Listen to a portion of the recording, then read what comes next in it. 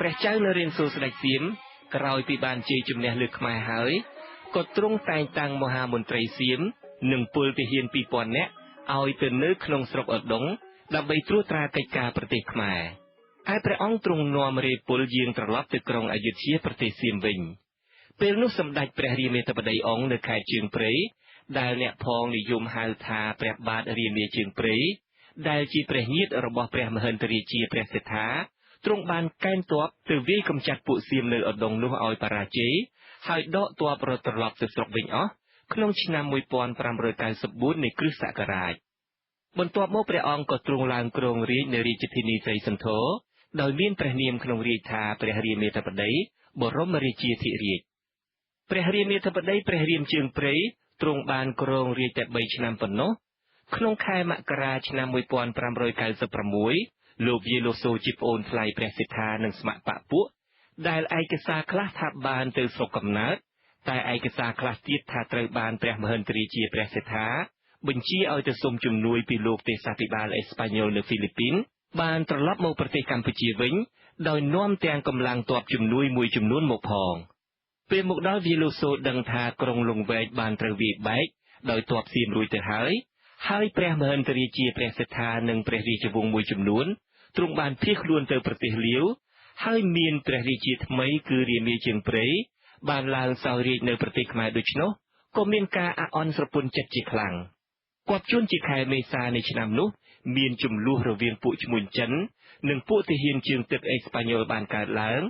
ហើយដែលបានធ្វើឲ្យឈ្មួញចិនប្រមាណ100នាក់ស្លាប់រួចទំនិញទាំងអស់របស់ចិនត្រូវរឹបអូសនោះលោកវាយលោកសូបានសូមអនុញ្ញាតពីព្រះរាមាជើងព្រៃដើម្បីចូលគាល់ហើយបកស្រាយបំភ្លឺព្រះអង្គអំពីបុព្វហេតុដែលកើតមាននោះក៏ប៉ុន្តែព្រះរាមាជើងព្រៃទ្រង់បានដាក់លក្ខខណ្ឌថាទាល់តែពួកអេស្ប៉ាញ៉ុលសងទំនិញទាំងអស់ទៅពួកចិនសិនទើបព្រះអង្គអនុញ្ញាតឲ្យចូលជួបបានដោយហេតុនោះលោកវាយលោកសូនិងលោករវីសបានសម្រេចចិត្តប្រើកម្លាំងទ័ពដើម្បីវាយលុកព្រះរាជវាំងស្រីសន្ធរហើយធ្វើគុតព្រះរាមាជើងព្រៃក្នុងឆ្នាំនោះទៅឯកសារខ្លះទៀតដូចជាព្រះរាជពង្សាវតារមហាបរោះខ្មែរជាដើមបានរៀបរាប់លំអិតពីព្រឹត្តិការណ៍នោះថាកាលបើត្រឡប់មកដល់ប្រទេសខ្មែរវិញហើយដឹងថាព្រះមហិន្ទរាជាព្រះសិទ្ធា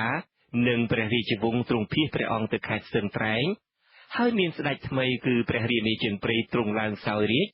នៅរាជធានីស្រីសន្ធរដូច្នោះលោកវាយលោកសូនិងស្ម័គ្របក្សពួកបានធ្វើឧបាយកលជាសុំចូលគាល់ព្រះរាមាជើងព្រៃ